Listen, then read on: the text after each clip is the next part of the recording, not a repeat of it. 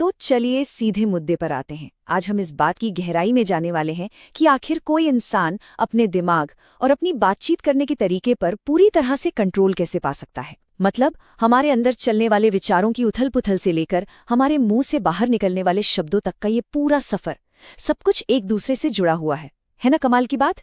आज हम इस सफर को 4 अहम हिस्सों में बांटकर समझेंगे। पहला, मास्टर द इंटरनल नैरेटिव। दूसरा, ट्रांसफॉर्म फियर इनटू एक्साइटमेंट। तीसरा, द पावर ऑफ वर्ड्स। और चौथा, नेविगेटिंग कॉन्फ्लिक्ट। इसका लॉजिक बहुत साफ है।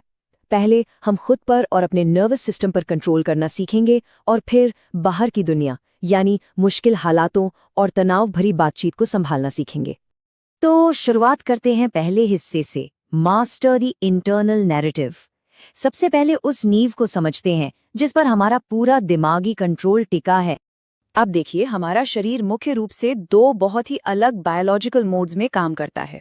एक तरफ है फियर मोड, जहां हमारा सिंपैथेटिक नर्वस सिस्टम शरीर को ऐसे हाई अलर्ट पर रखता है जैसे कोई शेर पीछे पड़ गया हो, जबकि असलियत में वो शायद बॉस का एक स्ट्रेसफुल ईमेल होता है। ये एक लगातार चलने वाले पैनिक की स्थिति है। और दूसरी तरफ है हार्ट मोड, यानी पैरासिम्पैथेटिक नर्वस सिस्टम। ये वो स्टेट है जहां हम एकदम सुरक्षित महसूस करते हैं। यही वो जगह है जहां शांति, दूसरों से जुड़ाव और नए विचारों के लिए खुलापन पैदा होता है। अब जब हम मैनिफेस्टेशन या अपने इरादों को सच करने की बात करते हैं तो अक्सर लोग इसे कोई जादू टोना समझ लेते हैं, लेकिन सच तो ये है कि ये पूरी तरह से न्यूरोसाइंस है। यह हमारे दिमाग के डिफ़ॉल्ट मोड नेटवर्क को पुरानी बातों और नेगेटिविटी से हटाकर एक खास इरादे पर फोकस करने के लिए टास्क पॉजिटिव नेटवर्क को ऑन करने का साइंस है। और इसे करने का तरीका भी बहुत प्रैक्टिकल है। पहले अपने इरादे को लिखिए, फिर उसे मन ही मन पढ़िए, उसके बाद उसे जोर से पढ़िए और आखिर में उसकी एकदम साफ कल्पना कीजिए। इन स्टेप्स के जरिए हम अपनी सारी सेंसेस यानी ज्ञानेंद्रियों का एक साथ इस्तेमाल करते हैं। और विज्ञान कहता है कि जब ऐसा होता है तो धीरे धीरे ये नई कहानी हमारे सबकॉन्शियस में इतनी गहराई तक बैठ जाती है कि वो हमारी नई सच्चाई बन जाती है। इस पूरी बात को डॉक्टर जिम डोटे के इस एक विचार से बेहतर शायद ही कोई समझा पाए। वो कहते हैं, the universe doesn't give a fuck about you, you are the universe. मतलब इस मानसिक जेल की चाबी हमारे खुद के पास है। किसी चमत्कार या बाहरी शक्ति का इंतजार करने का कोई फायदा नहीं। हमें बचाने कोई और नहीं आने वाला, क्योंकि हम खुद ही अपना ब्रह्मांड हैं। चलिए अब दूसरे हिस्से की तरफ बढ़ते हैं, ट्रांसफॉर्म फियर इनटू एक्साइटमेंट। अभी तक हमने लंबे समय की मानसिक प्रोग्रामिंग की बात की, लेकिन उन पलों का क्या जब अचानक से घबराहट हावी हो जाती है। यहाँ एक बहुत ही चौंकाने वाला बायोलॉजिकल फैक्ट है, डर और उत्साह। इन दोनों के शारीरिक लक्षण बिल्कुल 100% एक जैसे होते हैं। वही तेज धड़कन, वही पसीना, वही पेट में गुदगुदी। फर्क सिर्फ इस बात का है कि हमारा दिमाग उस फीलिंग पर क्या लेबल लगा रहा है। क्या वो इसे एक खतरा मान रहा है या फिर एक रोमांच। लेकिन जाहिर है, बहुत ज्यादा घबराहट से आप अचानक एकदम शांत तो नहीं हो सकते, राइट? बायोलॉजिकली ये मुमकिन ही नहीं है। इसीलिए ये तकनीक काम आती है।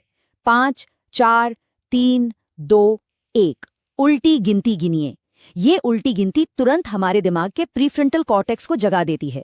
इसके ठीक बाद एक पॉजिटिव एंकर थॉट लाइए और खुद से कहिए, मैं उत्साहित हूं।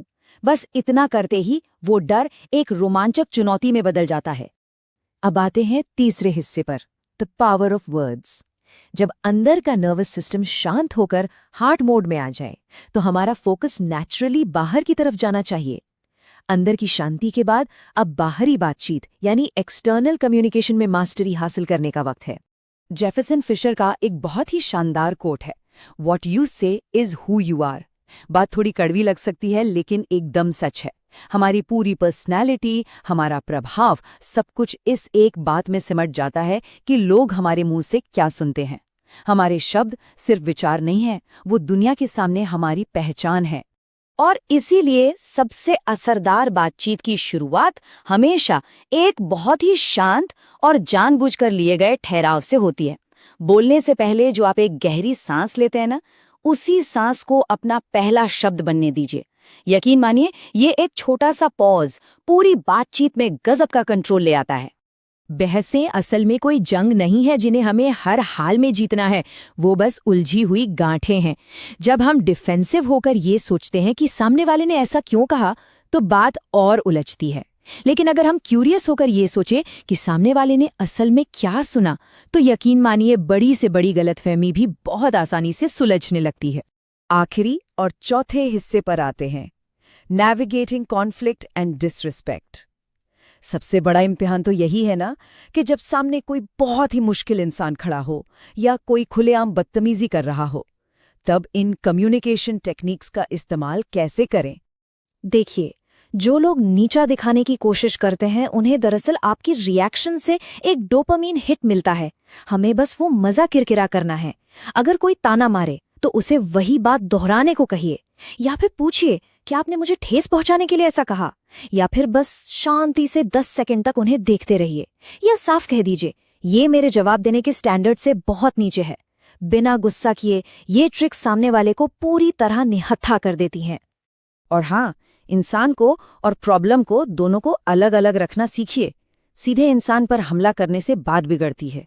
जैसे किसी को तुम बहुत आलसी हो कहने के बजाय अगर हम कहें कि ये कमरा बिखरा हुआ है, हमें इसके बारे में क्या करना चाहिए, तो आप देखेंगे कि वही इंसान जो आपसे बहस कर रहा था वो अचानक आपका टीममेट बन जाएगा।